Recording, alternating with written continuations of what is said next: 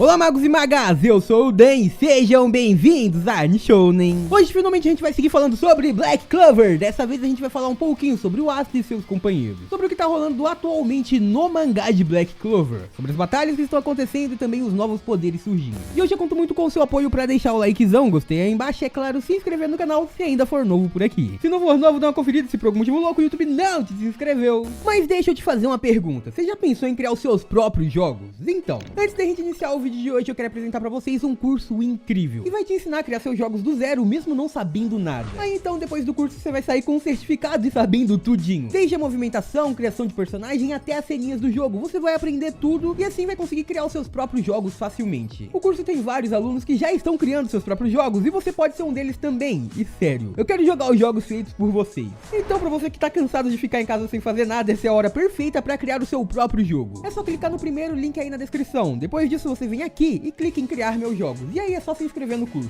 Você vai curtir demais e quem sabe não passa a ganhar dinheiro fazendo seus próprios jogos e quem sabe vive disso. Dá uma conferida, manda o link pros seus amigos e comecem a criar jogos juntos também, fechou? Galera, então nesse vídeo de hoje a gente vai falar um pouco sobre o que tá acontecendo no mangá de Black Clover, mas eu vou utilizar perguntas de vocês pra trazer todas as explicações. Vamos começar então com a pergunta do Luiz Fernando. Qual o nível de poder demoníaco do Asta atualmente? É um pouco difícil medir qual o poder total dominado do Asta e a sua transformação também, porque agora ele acabou de evoluir muito mais do que já tinha evoluído antes. Vamos lá. Quem acompanha o mangá de Black Clover já viu, quem tá acompanhando o anime agora tá vendo. Ele, o Asta e seus companheiros também fizeram alguns treinamentos. O Asta principalmente treinou no reino de Hurt. E ali ele ficou ao lado dos espíritos guardiões pra aprender um pouco mais sobre o seu próprio poder. A gente não sabe exatamente qual foi o método do treinamento utilizado pelo Asta, porque a gente sabe que a antimagia não é elemental, ou seja, não é muito ligado com as técnicas utilizadas naquele reino. Afinal, eles utilizam a mana da natureza pra aumentar o poder das magias elementais. Mas é claro, ele agora tá utilizando muito mais poder do que antes. Da última vez que a gente tinha visto antes do time skip, o Asta simplesmente era capaz de manter a sua forma transformada por alguns segundos. Ele conseguiu utilizar a antimagia para fortalecer o seu corpo e simplesmente atacar com as suas espadas. O máximo que ele conseguia fazer utilizando a antimagia era a forma Black Divisor para ampliar o alcance da sua espada, mas agora tá totalmente diferente. Desde que voltou do time skip, o Asta tá mostrando muito mais poder do que antes. Logo na sua primeira aparição, ele já mostrou ser capaz de arremessar a antimagia, assim como o Yami faz com a magia das trevas. Ele simplesmente balança sua espada e sim, vai lançando várias e várias rajadas de antimagia. O Asta já se mostrou capaz de utilizar várias e várias rajadas de uma vez só e sem se cansar. Também agora parece que já não há mais limite de tempo para ele utilizar sua transformação. Ele se transforma e vai até quando aguentar. Não só isso, também como a gente viu que a sua Black Divisor e suas outras habilidades com a antimagia também não necessitam mais daquela forma inicial. Antes, para utilizar a Black Divisor, a gente sempre viu o Asta utilizando a sua transformação, mas agora já não tem mais necessidade disso e ele utiliza a transformação para dar um boost no seu poder. Por fim, a gente também viu que as suas habilidades físicas e também com a antimagia aumentaram muito. Afinal, ele acabou com a fortaleza móvel do reino de Spades com um único movimento da sua espada. E depois de ter mostrado todo esse poder, a gente também viu o Asta apanhando pro Dante, e depois disso ele perdeu completamente o controle. E aí naquele ponto ele realmente ganhou uma nova forma de antimagia, ele foi completamente dominado pelo seu próprio poder, e depois disso a gente viu que ele mudou completamente a sua expressão, a forma que a antimagia corria o seu corpo e tudo mais. E aí vem aquela questão, possivelmente agora o Asta também vai vir a dominar essa transformação, porque bem, na primeira vez que ele se transformou ele não tinha controle, e aí ele dominou aquele poder pouco tempo depois, e eu acho que isso também vai rolar. Mas agora voltando àquilo de níveis, vamos ver o quanto o Asta evoluiu. Bem, pra ficar bem fácil de calcular, vamos dizer que o Asta inicialmente estava no nível 10. Vamos utilizar esse número pra ser bem mais fácil de entender. Depois disso, depois do time skip, a gente viu que todas as suas habilidades naturais aumentaram muito, e também ele aumentou seus poderes físicos pra conseguir suportar a antimagia e ganhou novas habilidades. Ou seja, dá pra dizer que o Asta evoluiu quase umas 3 vezes mais depois daquilo. Então vamos acrescentar mais ou menos 25%, pra não dar exatamente 3 vezes.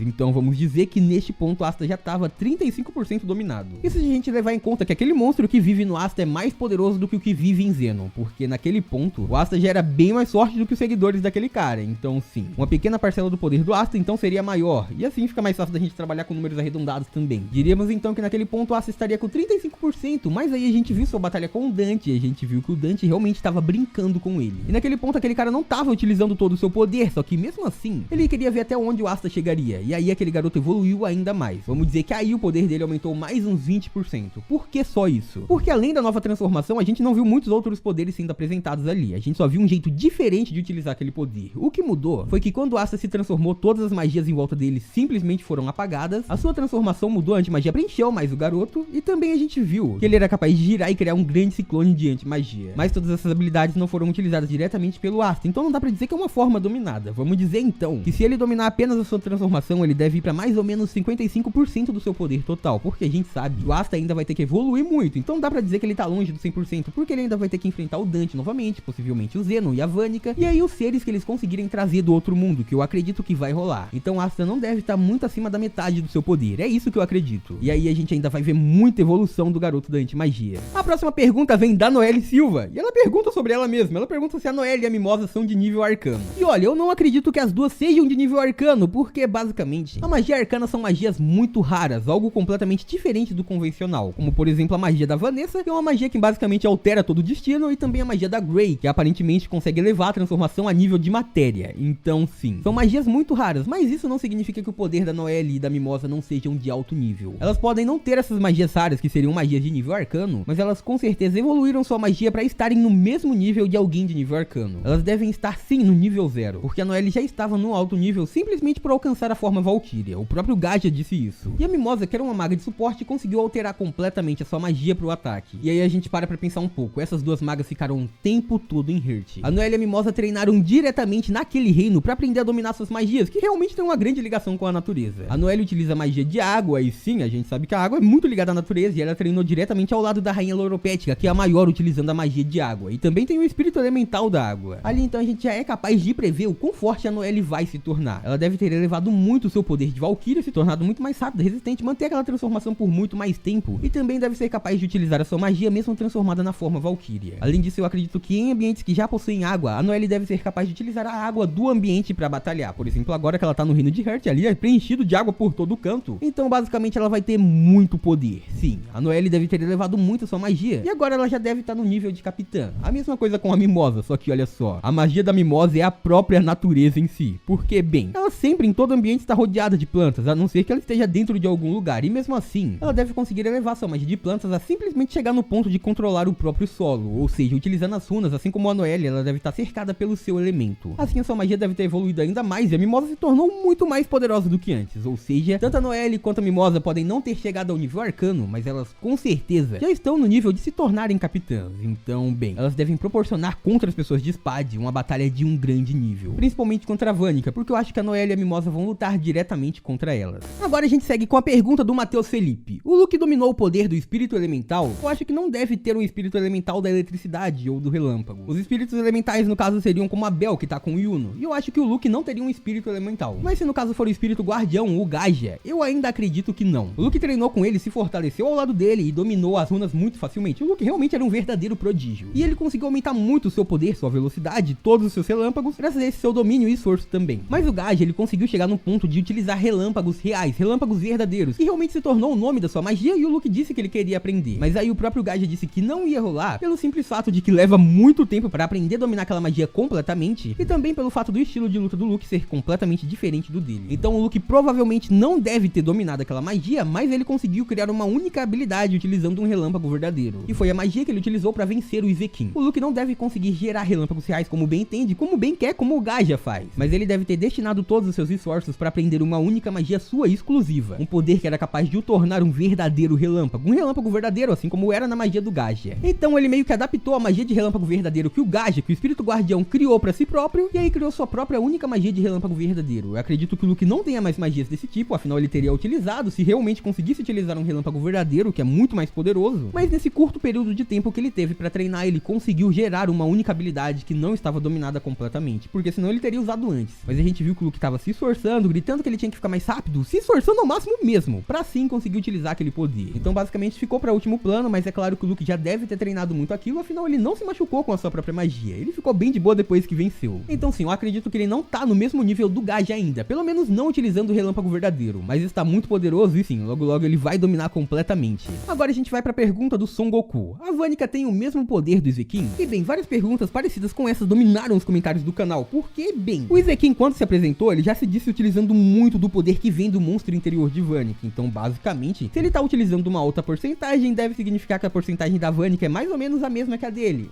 Mas não, eu acho que não é bem assim que funciona. Como a gente conseguiu ver durante as explicações do mangá de Black Clover, o poder que os discípulos da Tríade têm é parte do poder monstruoso cedido a eles, ou seja, é como se eles tivessem apenas tipo 10% do poder integral, e aí desses 10% eles conseguem utilizar 75% no máximo. Seria algo assim. Então quando eles falam 75% ou 50% ou 5% do poder, seria apenas do poder que foi cedido a eles e não do poder integral, do poder total da Megícula no caso. Assim os seguidores teriam acesso a apenas uma parte do poder e dessa parte eles tiram a sua porcentagem, enquanto a Vânica teria acesso ao poder integral. Pelo menos é nisso que eu acredito, porque bem, não faz muito sentido o Zequim ter muita porcentagem e aí a Vânica ter uma porcentagem parecida com a dele. No caso só faz sentido se for desse jeito que eu falei, ela compartilha apenas uma pequena parte. E é isso que o mangá deu a entender. Agora a gente vai pra pergunta da Luísa Gonçalves. O Magna não ficou mais forte? E olha, até o momento não foi exibido o quão forte ele se tornou, mas eu acredito que ele deve ter ficado muito forte sim. Afinal, por mais que ele não conseguiu utilizar as runas, ele não conseguiu aprender as técnicas de Hurt, ele saiu daquele lugar bem bravo e ao mesmo tempo, ele tava realmente motivado a ficar mais forte. Ainda mais pelo fato de que ele é o rival do Luke e ele não vai deixar o Luke ficar mais forte sozinho não. Então se o Magna saiu é porque ele sentiu que ele não ia ficar mais poderoso naquele lugar, que ele não ia conseguir expandir o seu poder ali, mas ao mesmo tempo ele daria um jeito de ficar mais forte sozinho. E não foi bem sozinho, porque a gente sabe, foi citado no mangá que ele saiu junto com o Zora. Eles partiram os dois juntos pra treinar, então deve ter rolado um treinamento fechado só com esses dois, onde eles devem ter executado missões, passado por vários problemas e estudos também pra fortificar suas próprias magias. Eles dois não têm a mesma mana que um nobre tem, mas eles sabem que sim, com estratégia, dedicação e muito treinamento, eles conseguem gerar técnicas capazes de vencer qualquer um. E eu acredito que seja isso que eles estão fazendo. E eu acredito que esses dois vão ser capazes de vencer qualquer inimigo que surgir na frente também. Assim como a gente já viu o Luke e o Yuno fazendo contra os discípulos da Tríade. Mas essas foram as perguntas que eu separei pra esse vídeo de hoje. Se você tiver mais dúvida, eu vou deixar um comentário aí embaixo pra vocês comentarem no comentário, fechou? E por hoje é isso, muito obrigado por terem assistido até aqui. Eu espero muito de coração que todo mundo tenha curtido. Eu vejo vocês no próximo vídeo. Até lá, um grande abraço e tchau!